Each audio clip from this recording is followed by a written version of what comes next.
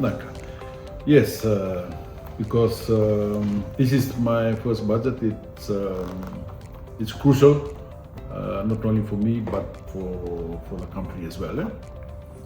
Because of the current crisis that we are facing, and this budget is meant for this time. And I wish to thank God for our country, Fiji, and also for the people of Fiji.